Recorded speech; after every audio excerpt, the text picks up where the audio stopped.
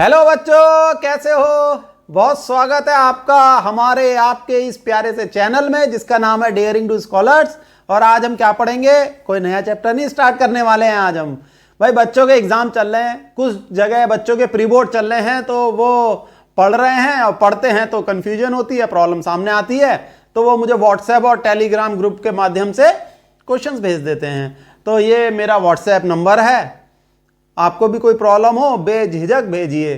तो कुछ बच्चे आर.डी. शर्मा की प्रॉब्लम भेज देते हैं, कुछ बच्चे previous year question paper solve कर रहे हैं, भेजते रहते हैं बच्चे। तो आज ऐसी ही कुछ मैं प्रॉब्लम लेके आया हूं और चैप्टर का नाम है सरफेस एरियाज एंड वॉल्यूम्स। तो ये एक प्रॉब्लम है, मुझे ये अच्छी प्रॉब्लम लगी इसलिए मैंने इसे लिया और इस प्रॉब्लम को 3-4 स्टूडेंट्स ने भेजा है। मेरे ख्याल से ये प्रीवियस ईयर प्रॉब्लम है, इसलिए 3-4 स्टूडेंट्स इसे सॉल्व कर रहे होंगे, नहीं हुई होगी सॉल्व। चलो तो मैं पढ़ देता हूं और प्रोसीजर वही रहेगा क्या जो हर बार कहता हूं कि आप पहले प्रॉब्लम को खुद पढ़ोगे, स्क्रीन को पॉज करके प्रॉब्लम को सॉल्व करोगे, मंथन करोगे, चिंतन करोगे, प्रॉब्लम का एनालाइज करोगे, खुद सॉल्व करोगे, उसके बाद मेरा सॉल्यूशन देखना बच्चों। ऐसा नहीं है कि साहब पलोथी मार के बैठ गए और मेरा सॉल्यूशन आप मजे से देख रहे हो, ठीक है? कोई पिक्चर नहीं देख रहे हो आप, मोबाइल और लैपटॉप पे देख रहे होगे ना तो समझ लो कोई मूवी नहीं देख रहे हो, ठीक है? It is a educational channel, ठीक? तो the interior of a building is in the form of a cylinder of diameter 4.3 metre and 3.8 metre height, surmounted by a cone whose vertical angle is a right angle. Find the area of the surface and volume of the building. चलो बच्चों इसे solve करो, बहुत बढ़िया बेहतरीन question है। 1 2 pause the screen, now I will solve.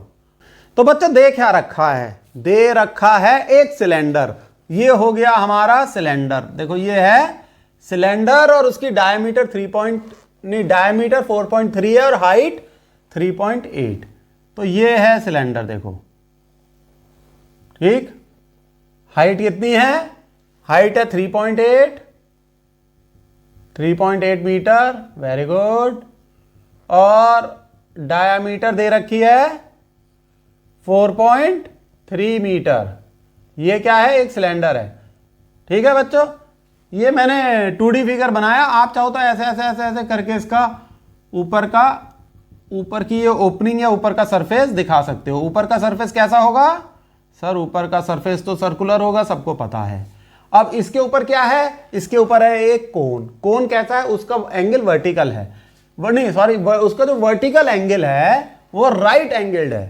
तो भाई ऐसा कोन है ये। चलो ये क्या हो गया? ये सिलेंडर का सेंटर हो गया, ठीक है? ये है आपका कोन। लो साहब, चलो अभी नाम देते हैं A B C और ये D और इसे दे देते हैं E। तो कौन सा एंगल राइट एंगल है? Right angle means 90 degree, 90 degree, 90 degree. AEB ये क्या है बच्चों? ये है 90 डिग्री। जब भाई ये 90 डिग्री है तो ये एंगल कितना होगा? 45 डिग्री। कितना? 45 डिग्री। तो हमने क्या ले लिया? E ले लिया। इस पॉइंट को हम F ले लेते हैं। क्या ले लेते हैं? F। तो ये है वो कोन। अब हमें दे क्या रखी है? डायमेंशंस। तो एक रफ वर्क करते हैं, पहले हमें निकालना होगा सरफेस एरिया। तो सरफेस एरिया क्या होगा? इसका curve surface area of cylinder plus curve surface area of कोन, ठीक है? कोन का कर्व सरफेस एरिया और सिलेंडर का कर्व सरफेस एरिया हम जोड़ देंगे। तो सिलेंडर का तो होता है देखो 2πr/h, 1 ले लो। सिलेंडर की रेडियस है r1, हाइट है h1। तो ये दोनों हमें दे रखी हैं। भाई जब डायमीटर दे रखी है तो रेडियस निकल सकती है। समस्या शुरू होती है कोन में। अब बताओ कोन की रेडियस है r2, वो क्या होगी? वो भी दे रखी है क्योंकि वो सिलेंडर की रेडियस के बराबर है। अब हमें चाहिए कोन की स्लांट हाइट, क्योंकि कोन का कर्व सरफेस एरिया होता है πr/l। क्या होता है बच्चों? πr/l। इसमें हम 2 ले लेते हैं, मींस πr2l2। बात आती है L की। L हम निकाल लेंगे, हालांकि कुछ बच्चे समझ भी गए होंगे L कैसे निकलेगा। तो ये तो हमने बच्चों रफ वर्क करा था, ठीक है? आप यहां रफ लिख के रफ वर्क कर सकते हो। तो ये मैंने आपको ये बताया कि थिंकिंग कैसे की जाती है क्वेश्चन को सॉल्व करते वक्त। ठीक, तो अब हम सॉल्व करना शुरू करते हैं कि सरफेस एरिया, मतलब जो रिक्वायर्ड सरफेस एरिया है, it is equal to curve surface area of cylinder, ठीक है, plus curve surface area of cone. CSA क्या होता है? Curve surface area. बहुत सी किताबों में सीएसए लिखा होगा, फौरन समझ जाना, it means curve surface area. अब सिलेंडर का क्या होता है? पाई,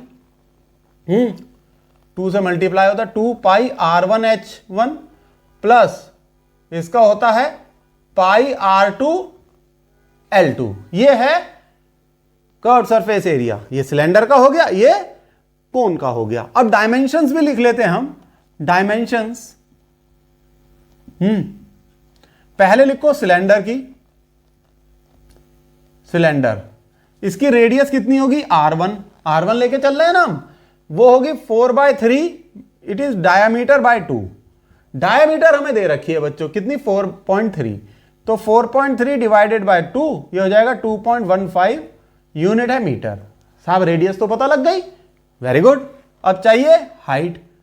H1 कितनी है? 3.8 मीटर, वो तो दे ही रखी है, इसमें तो हमें कोई समस्या ही नहीं है, बल्ले बल्ले हो गई। चलो साहब, अब हम बात करते हैं कोन की। कोन की रेडियस कितनी है? इसे हम मान लेते हैं R2। कोन की रेडियस सिलेंडर की रेडियस के बराबर होगी, और सिलेंडर की रेडियस है 2.15, यानी सेम 2.15 मीटर। कोन की स्लांट हाइट चाहिए हमें L2। भाई L2 के लिए अब हमें जुगाड़ लगाना पड़ेगा, मतलब L2 के लिए अब हमें दिमाग लगाना पड़ेगा। तो देखो हमें दे रखा है ये एंगल 45 डिग्री, ये निकालना है हमें, दिस इज L2 और ये है R2 यानी कि 2.15। AF दे रखा है 2.15 और L2 निकालना है। तो इस ट्रायंगल में आप ये देखो, ये AF ये तो परपेंडिकुलर हो गया और L2 हाइपोटेन्यूस हो गया। तो जब परपेंडिकुलर दे रखा है, हाइपोटेन्यूस निकालना है, तो कौन सा ट्रिग्नोमेट्रिक रेशियो यूज करोगे? साइन। तो आप ये लिख सकते हो कि sine 45 is equal to perpendicular upon hypotenuse. Perpendicular है ये 2.15, ये क्या है? Perpendicular upon hypotenuse. हाइपोटेन्यूस है आपका L2, ये आपको क्या करना है सर? ये तो निकालना है। और साइन 45 क्या होता है? अरे भाई 1/√2 होता है साइन 45। देखो ये हमने यहां रख दिया, sine 45 is 1/√2 is equal to 2.15/L2। अब यहां से आपका निकल के आएगा L2, निकाल लोगे ना? L2 यहां चला गया, √2 इससे मल्टीप्लाई हो गया, 2.15 इंटू √2। √2 की वैल्यू जानते हो? 1.414, तो ये हो जाएगा 2.15 इंटू 1.414। और बताओ ये वैल्यू कितनी आएगी? इसको मल्टीप्लाई करो तो 3.04 यूनिट क्या होगी? मीटर। अब आपको L2 भी पता लग गया कोन का, ठीक है। अब आपके पास सारी डायमेंशंस आ गई हैं, इतना आप नोट कर लो, फिर मैं बोर्ड रब कर दूंगा। बोर्ड क्या कर दूंगा? बोर्ड रब कर दूंगा और सरफेस एरिया इस फॉर्मूले से निकल जाएगा। तो बच्चों देखो आप समझ तो गए हो, ठीक है। तो ये पोर्शन आपने नोट कर लिया होगा, इसे मैं रब कर दूंगा और डायमेंशंस मैं यहां कॉर्नर में लिख रहा हूं, किनारे लिख दे दूं, इसमें कोई समस्या नहीं है ना। R1 ये सिलेंडर की रेडियस हमने निकाली 2.15, ठीक है। यूनिट क्या है? मीटर। H1 ये दे रखी है 3.8 मीटर, सिलेंडर की हाइट। उसके बाद कोन की जो हमने डायमेंशंस निकाली, कोन की रेडियस 2.15 मीटर, ठीक है। और कोन की स्लांट हाइट यानी ये L2 ये है 3.04 मीटर। L2 is 3.04 metre. अब मैं इसे रब कर देता हूं।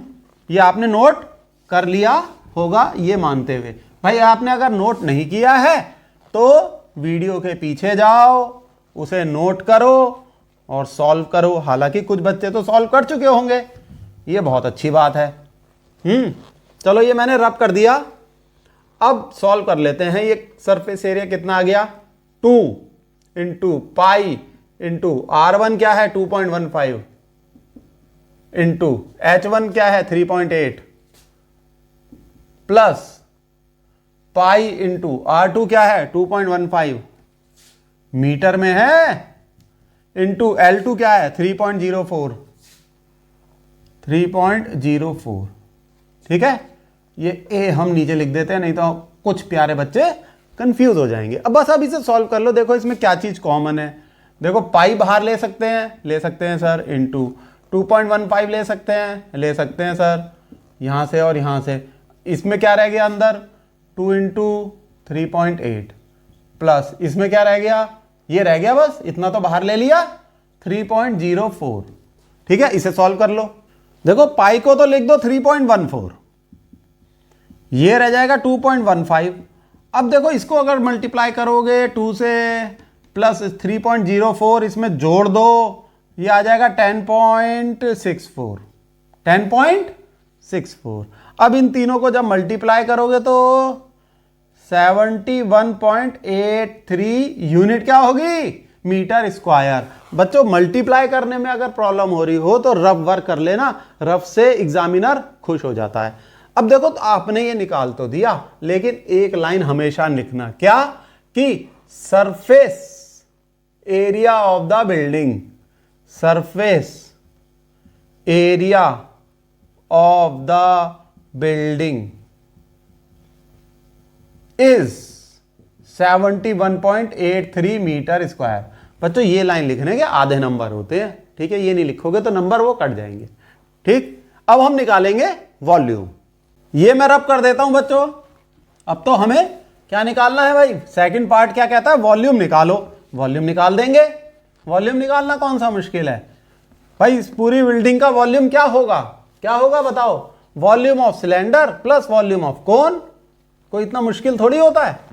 चलो ये हमने रब कर दिया। अब हम निकालते हैं वॉल्यूम ऑफ बिल्डिंग। ठीक है, this is equal to volume of cylinder plus क्या, वॉल्यूम ऑफ कोन। सिलेंडर का क्या वॉल्यूम होता है, pi R1 square H1। Cylinder का वॉल्यूम होता है ना पाई R स्क्वायर H। ठीक है, तो हमने क्या रख दिया, पाई R1 स्क्वायर H1।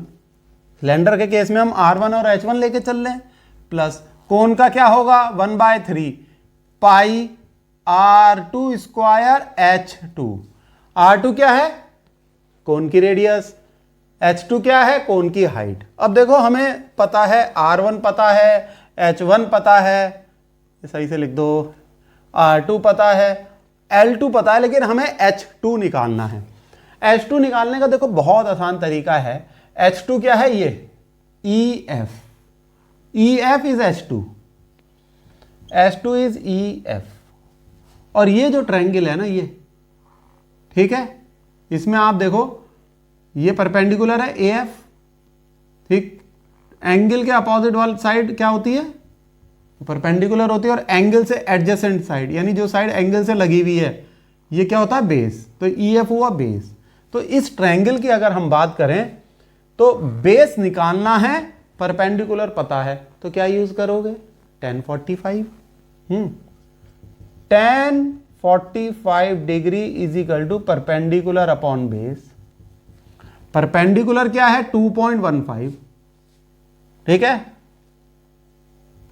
और बेस क्या है, बेस है H2 जो कि हमें निकालना है।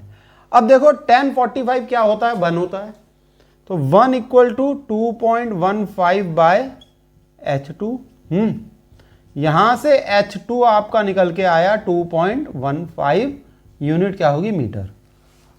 आ गई ये बात समझ में, यानी जो रेडियस है कोन की उतनी ही कोन की हाइट है, ये बात निकल के आ गई। यानी कोन की जो हाइट निकल के आई H2 which is 2.15 metre. 2.15 metre. ये हमने कोन की क्या निकाल ली, हाइट निकाल ली। अब वैल्यू रख दो pi into R1 square, R1 है 2.15 यानी 2.15 इंटू 2.15 इंटू H1 क्या है, H1 है 3.8 plus 1/3 into pi into R2 क्या है, R2 भी 2.15 है तो 2.15 इंटू 2.15। भाई दो बारी तो मल्टीप्लाई करेंगे क्योंकि R2 स्क्वायर है ना, जब स्क्वायर होता है तो दो बार मल्टीप्लाई करते हैं। बिल्कुल सही। H2 क्या है, अभी हमने निकाला है 2.15, ठीक है, ये हमने निकाल दिया। अब देखो क्या कॉमन ले सकते हैं, पाई बाहर ले लो, 2.15 2.15 दो बार है, यहां पर भी दो बार है तो 2.15 इंटू 2.15। तो अब इसके इस पोर्शन में क्या रह जाएगा अंदर, 3, ये मिटा देते हैं भाई कंफ्यूज ना हो जाए, 3.8 प्लस, अब इतने पोर्शन में क्या रह जाएगा अंदर, 1/3 तो है ही और एक ही रह गया 2.15, ठीक है। अब इसे सॉल्व कर लो बच्चों, पाई को 3.14 रखो, मैं भी सॉल्व कर दूंगा।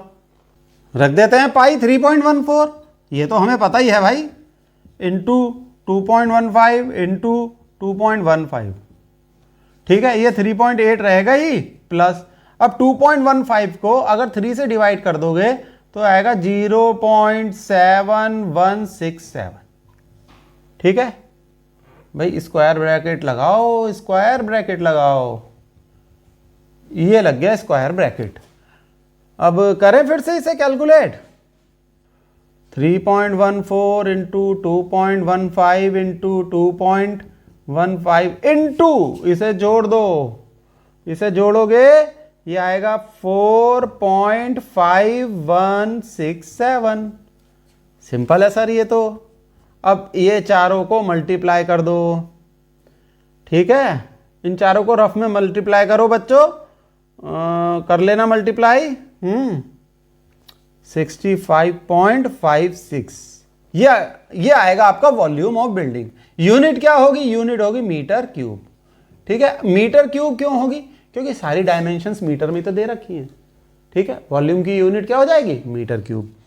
लेकिन एक लाइन जरूर लिख देना एंड में, volume of the building is 65.56 metre cube, फिर पूरे नंबर मिलेंगे। थोड़ा सा लेंदी हो गया बच्चों ये क्वेश्चन, कोई बात नहीं, एग्जाम में लेंदी क्वेश्चंस भी आ जाते हैं भाई, तभी तो बच्चों ने मुझे भेजा, उनसे शायद सॉल्व नहीं हो पा रहा होगा, कुछ आंसर्स गलत निकल रहे होंगे, ठीक है बच्चों। तो बच्चों ये है हमारा नेक्स्ट क्वेश्चन, ये भी किसी बच्चे ने प्रॉब्लम भेजी है भाई, ये तो प्रॉब्लम डाउट क्लियरिंग सेशन है ना, ये तो बच्चों के डाउट क्लियर हो रहे हैं। A conical vessel with base radius 5 centimetre and height 24 centimetre is, ये इफ किसने लिख दिया, मैंने लिखा है भाई, मेरी राइटिंग है, is full of water, this water is emptied into a cylindrical vessel of base radius 10 centimetre, find the height to which the water will rise in the cylindrical vessel. वैसे ये क्वेश्चन मुझे ज्यादा difficult लग नहीं रहा है। एक vessel है कोनिकल शेप का, ठीक है, इसमें कितना, इसमें ऊपर तक, मतलब ये फुल भरा हुआ है पानी से, और इसकी रेडियस दे रखी है, हमने माना R1 5 सेंटीमीटर, और इसकी हाइट दे रखी है, हमने माना H1 24 सेंटीमीटर। अब इस कोनिकल वेसल में जो पानी है उसे एक सिलेंड्रिकल वेसल में डाल दिया गया, ये है वो सिलेंड्रिकल वेसल, और इसकी जो रेडियस दे रखी है वो दे रखी है 10 सेंटीमीटर। कितनी दे रखी है, 10 सेंटीमीटर। तो इसमें जो पानी है, सपोज यहां तक आया ये, तो ये पूछ रहे हैं कि पानी की ये हाइट कितनी होगी, हमने इसे H2 मान लिया, ठीक है। ये रेडियस दे रखी है बच्चों 10 सेंटीमीटर, यहां तक की 10 सेंटीमीटर। तो अगर ये वेसल 2 है तो ये R2 हो गया 10 सेंटीमीटर और H2 निकालना है। तो देखो बच्चों ये सिंपल है, ये पानी से भरी थी, जब पानी इसमें हमने पलट दिया तो इसका जो वॉल्यूम है वो इतना होगा, ठीक है। जिस हाइट तक पानी आया ना उतना ही सिलेंडर के वॉल्यूम के बराबर होगा। तो हम इसमें ऐसा लिख सकते हैं सॉल्यूशन, तो volume of cone is equal to volume of cylinder, लेकिन यहां बात पूरी नहीं होती, अप टू हाइट h2। ये फिगर बना दोगे तो सब समझ में आ जाएगा, अप टू हाइट h2, और h2 हमें निकालना है। तो कोन का कितना वॉल्यूम हो गया, 1/3 पाई r1 square h1 is equal two cylinder का हो गया पाई r2 स्क्वायर h2 निकालना है। अब देखो हम इसे सॉल्व कर सकते हैं, 1/3 into pi into r1 square हो गया 5 इंटू 5, 2 बार मल्टीप्लाई कर दिया, इंटू h1 है 24 is equal to pi into r2 square, r2 दे रखा है 10, यानी 10 इंटू 10 और निकालना है h2, ये मल्टीप्लाई कर दिया। अब h2 जब निकालना है तो ये सारे नंबर्स या ये पाई यहां नीचे आ जाएगा, ठीक।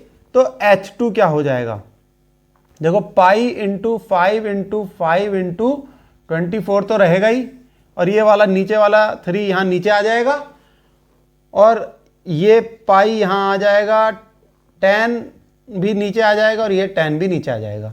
समझ गए ना, ये 10 यहां आ जाएगा नीचे, पाई भी नीचे आ जाएगा। इस तरीके से आप h2 निकाल सकते हो। अब देखो ये सिंपल हो गया, ये कैंसिल हो गया सर। अब देखो 5 से ये कैंसिल हुआ 2, इस 5 से ये कैंसिल हुआ 2, अब इस 2 से ये कैंसिल हुआ 12, इस 2 से ये कैंसिल हुआ 6, ये रहा 6/3, तो h2 इज 6/3, तो 6/3 क्या होता है 2 यूनिट क्या होगी सेंटीमीटर, यानी ये जो हाइट है इट इज 2 सेंटीमीटर। तो क्वेश्चन के एंड में ये लाइन जरूर लिख देना, height to which the water will rise in the cylindrical vessel is 2 centimetre. फिर से सुन लो, the height to which the water will rise in the cylindrical vessel is 2 centimetre. ये लाइन बहुत इंपॉर्टेंट है, ठीक है। करें फिर अपना नेक्स्ट क्वेश्चन। तो बच्चों ये है हमारी next problem, the cost of painting of the total outside surface of a closed cylindrical oil tank at 60 paisa per meter square is rupees 237.60 and the height of the tank is 6 times the radius of the base of the tank. Find the radius and height of the tank. Take pi equal to 22/7. तो screen pause करके इसे solve करो, 1 2 pause the screen. अब मैं आता हूं solve करने। तो देखो एक टैंक है, ये क्या है, एक टैंक, ठीक है, और ये टैंक ऊपर से क्लोज्ड है, और किस शेप का है बच्चों, ये सिलेंड्रिकल शेप का है, ठीक है, और ये ऊपर से क्लोज्ड है, इस पे पेंटिंग करनी है, ठीक है। ये ऐसे ब्रश चला के इसके पूरे सरफेस पे पेंटिंग करनी है। तो जो सरफेस होगा जिसे हम लेके चलेंगे, जिस पे पेंटिंग करनी है, वो होगा टोटल सरफेस एरिया, ठीक है, टोटल सरफेस एरिया। तो हम लेंगे total surface area of tank. अब भाई टैंक तो सिलेंड्रिकल शेप का है, तो पेंटिंग कहां कहां करनी होती है, एक तो ये कर्व सरफेस एरिया पे करनी है, ठीक, ये तो हमें पता ही है 2πr/h, और ऊपर का ये सर्कुलर पोर्शन है, ऊपर अगर कोई ढक्कन होगा तो ढक्कन पे कर देंगे, या ऊपर से क्लोज्ड है तो उस पोर्शन पे कर देंगे, नीचे इसके बेस पे एक सर्कुलर बेस होगा, उस पे पेंटिंग करनी है, ठीक है। तो जो टोटल सरफेस एरिया हो जाएगा टैंक का 2πr/h, ये तो curve surface area, plus 2πr² है ना, ये ऊपर का सर्कुलर पोर्शन और नीचे का सर्कुलर पोर्शन, उसे हमने ऐड कर दिया, इसलिए ये हो गया 2πr²। वैसे ये फॉर्मूला आपको याद भी होगा, अगर 2πr आप कॉमन लो तो h+r, ये फॉर्मूला बनता है total surface area of the tank का। अब हमें जो दे रखा है, एक हिंट दे रखा है, या ये कह लो एक बात और दे रखी है कि height of the tank is 6 times radius. ठीक है, तो ये TSA लिख लो। TSA means total surface area. तो जब ये बात है तो TSA हो जाएगा 2 पाई r, और h की जगह लिख दो 6r प्लस r। तो देखो ये हो जाएगा 6 plus r, 6r plus r हो गया 7r। 7r जब 2 से मल्टीप्लाई होगा 14, ठीक, 14r, एक r ऑलरेडी है, तो ये हो जाएगा 14 पाई r स्क्वायर। 14 पाई r स्क्वायर। पाई को 22/7 हम ले सकते हैं, बिल्कुल ले सकते हैं। 14 इंटू 22/7 r स्क्वायर। ये देखो कैंसिल होके यहाँ रह गया 2, तो यहाँ ये हो जाएगा आपका 2 इंटू 22 मीन्स 44 r स्क्वायर। ये आपका टोटल सरफेस एरिया निकल आया, और इसकी क्या यूनिट होगी, मीटर स्क्वायर होगी। ठीक है, अब देखो क्वेश्चन में एक इंपॉर्टेंट बात ये दे रखी है कि सिलेंडर को पेंट करने की जो कॉस्ट है पर मीटर स्क्वायर वो है 60 पैसा। कितनी है, 60 पैसा। यानी 1 मीटर स्क्वायर अगर पेंट करोगे तो कॉस्ट होगी 0.60 पैसा, या इतना रुपए कह लो। ठीक है, 60 पैसा का मीन मतलब क्या हुआ, 0.60 रुपीस। और हमारा जो टोटल एरिया जिसे हमें पेंट करना है वो है 44r स्क्वायर। तो 44r स्क्वायर को पेंट अगर हम करेंगे तो जो कॉस्ट आएगी वो आएगी रुपीज 44r स्क्वायर इंटू 0.60। देखो बच्चों समझ गए ना, 1 मीटर स्क्वायर को 0.60 रुपीस क्यों लिया है, क्योंकि 60 पैसा है ना 1 मीटर स्क्वायर को पेंट करने का। ठीक है, तो 60 पैसे को अगर रुपए में कन्वर्ट करोगे तो 100 से डिवाइड कर दो तो वो हो जाएगा 0.60 रुपीस। तो यानी कि इतने पैसे लगेंगे इस सिलेंडर को पेंट करने में, ये इतने पैसे। और ये दे रखा है इक्वल टू 237.60। तो इसका अर्थ ये हुआ कि 44r square into 0.60 is equal to 237 है, 237.60। यहां ये जरूर लिख देना according to question, according to question, क्योंकि हम क्वेश्चन के हिसाब से बात कर रहे हैं। ठीक है, क्वेश्चन के हिसाब से ये इक्वेशन निकल के आ रही हैं। अब देखो इसे सॉल्व करोगे तो r स्क्वायर आ जाएगा, तो r square is equal to 237.60 upon 44, यहां नीचे चला जाएगा, 44 नीचे चला जाएगा, 0.60 भी नीचे चला जाएगा, इंटू 0.60। अब ये 0.60 से अगर डेसिमल हटाओगे तो ऊपर 100 से मल्टीप्लाई हो जाएगा। अब देखो कैलकुलेशन करने के कई तरीके हैं, आप अपना तरीका अडॉप्ट करना। मैंने अगर ऊपर 100 से मल्टीप्लाई कर दिया तो यहां से ये 0.60 हट जाएगा, क्या रह जाएगा 60। तो ये होगा 23760 अपॉन 44 इंटू 60। या ऐसे भी कह सकते हो कि 0.60 का डेसिमल यहां से हटा दिया और यहां से भी हटा दिया, क्योंकि दोनों का 2 प्लेस ऑफ डेसिमल है। ठीक है, यहां से भी डेसिमल हट गया, यहां से भी हट गया। अब देखो ये कैंसिल हो गया, कैंसिल हो गया। फिर जब आप इसे सॉल्व कर लोगे तो r स्क्वायर आएगा 9। जब r स्क्वायर 9 है तो r आएगा 3 मीटर। ठीक है, रेडियस क्या है 3 मीटर। तो भाई हाइट क्या होगी, height is 6 times of radius, so height is equal to 3 into 6 which is 18 metre. तो इस सिलेंडर की हाइट 18 मीटर है, रेडियस 3 मीटर। तो क्वेश्चन के एंड में यह बात जरूर लिख देना, radius of the cylinder is 3 metre and its height is 18 metre. ठीक है, ये लिखने के ही 0.5 मार्क्स हैं। ठीक, समझ गए ना आप सही से, वेरी गुड। बच्चों नेक्स्ट क्वेश्चन है, the barrel of a fountain pen cylindrical in shape is 7 centimeter long and 0.5 centimeter in diameter, a full barrel of ink in the pen can be used for writing 275 words on an average. How many words would be written using a bottle of ink containing 1/4 of a liter? ठीक है, देखो समझ में आ गया या नहीं problem? देखो ये प्रॉब्लम क्या है, इसमें एक पेन है, क्या है, पेन है, ये है हमारा पेन, और ये पेन का ऊपर का पोर्शन। अब पेन में जो इंक भरी जाएगी वो इतने नीचे के पोर्शन में भरी जाएगी, इसे हम कहते हैं बैरल। क्या कहते हैं, बैरल। ये सिलेंड्रिकल शेप का है। अब इसकी जो हाइट दे रखी है वो है 7 सेंटीमीटर, ठीक है, कितनी दे रखी है बच्चों, वेरी गुड, 7 सेंटीमीटर।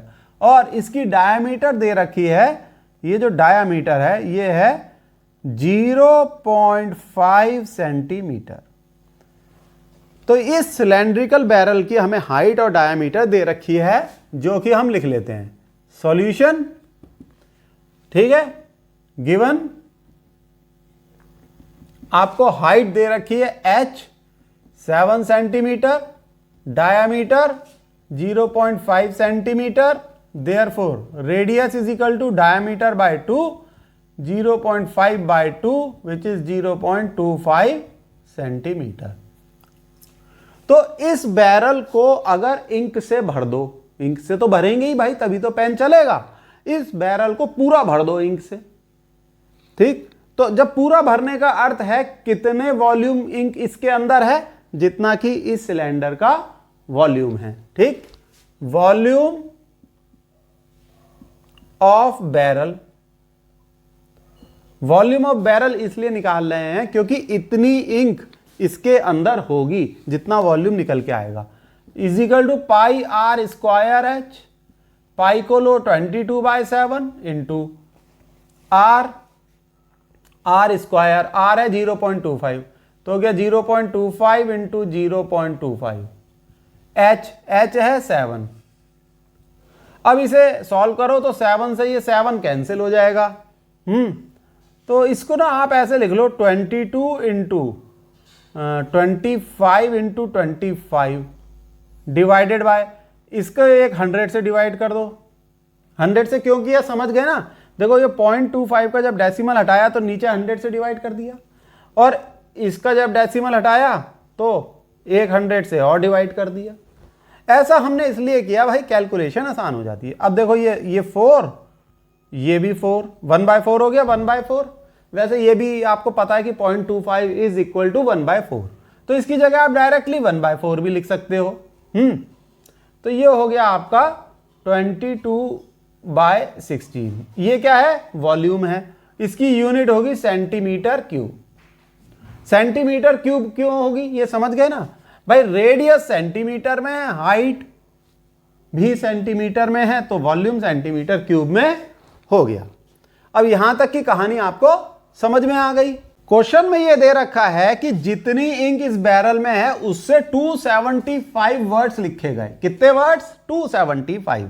और बैरल में कितनी इंक है, वो है 22/16 सेंटीमीटर क्यूब। इसका क्या अर्थ हुआ कि 22/16 सेंटीमीटर क्यूब इंक से कितने वर्ड्स लिखे गए, 275। तो फिर से लिख लो, according to question, according to question. भाई ये कंडीशन तो क्वेश्चन में दे रखी है, ठीक है। 22/16 सेंटीमीटर क्यूब इंक, इंक से जो वर्ड्स लिखे गए वो 275 वर्ड्स लिखे गए। कितने, 275। अब यूनिटरी मेथड लगा दो। 1 सेंटीमीटर क्यूब इंक से आप कितने वर्ड्स लिख सकते हो भाई, 275 डिवाइडेड बाय 22/16, इतने वर्ड्स लिख सकते हो। This is equal to 275 into 16/22 words, ठीक है। 1 मीटर क्यूब से आप इतने वर्ड्स लिख सकते हो। अब आपसे यह पूछा गया है कि एक बोतल में 1/4 ऑफ ए लीटर इंक है, तो बोतल में कितनी इंक है, 1 लीटर कितना होता है, 1 litre is equal to 1000 centimetre cube. ठीक, और बोतल में कितनी इंक है, इसकी 1/4। तो इंक जो टोटल है बोतल में जो इंक है, लिख लेते हैं, बोतल में जो इंक है इट इज 1000/4 सेंटीमीटर क्यूब। ठीक है, 1 लीटर का 1/4 यानी 1000 सेंटीमीटर का 1/4, इसलिए 4 से डिवाइड कर दिया। तो ये हो गया 250 सेंटीमीटर क्यूब, इतनी इंक है बोतल में। अब ये कह रहे हैं कि बोतल की इंक से आप कितने वर्ड लिख दोगे। बात तो सिंपल हो गई भाई, 1 सेंटीमीटर क्यूब से तो आप इतने वर्ड लिखोगे, तो 250 सेंटीमीटर क्यूब से कितने वर्ड्स लिखोगे।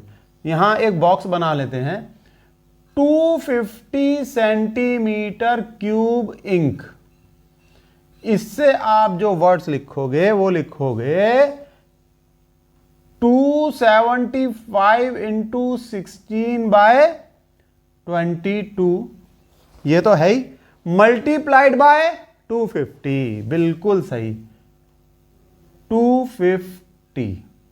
देखो आ गई ना बात समझ में बच्चों। भाई 1 सेंटीमीटर क्यूब से इतने वर्ड, तो 250 सेंटीमीटर क्यूब से इतने वर्ड। अब इसे आप बहुत आराम से सॉल्व कर सकते हैं, जोर लगाओ, कैलकुलेशन करो। ये बच्चों आपको सही से दिखाई दे रहा है ना, 250 लिखा हुआ, ये इस पोर्शन को सॉल्व करना है, उससे आंसर आएगा। मैं अलग से लिख देता हूं, देखो ये तो है 275, ये इंटू 16/22 इंटू 250, इसको सॉल्व करना है। देखो कोई मुश्किल नहीं है, यहां इसे काटा 8, तो यहां 11, 2 से काट दिया। अब 11 से इसे काट सकते हो, ये आएगा 2 5 25, तो 25 इंटू 250 इंटू 8, ये हो जाता है आपका 50,000 वर्ड्स, ये आपका आंसर होगा। अब ये तो निकाल दिया आपने, उसके बाद आपको एक चीज और लिखनी पड़ेगी, ये लिख देना how many words would be written, बस ऐसे लिख देना 50,000 words would be written using a bottle of ink containing 1/4 of a litre. ठीक है, इतना लिख देना। अगर समय कम है तो बस इतना लिख देना, 50,000 वर्ड्स कैन बी रिटन, बस लिख के छोड़ाना। जरा 0.5 नंबर है, ये खींचना जरूरी होता है।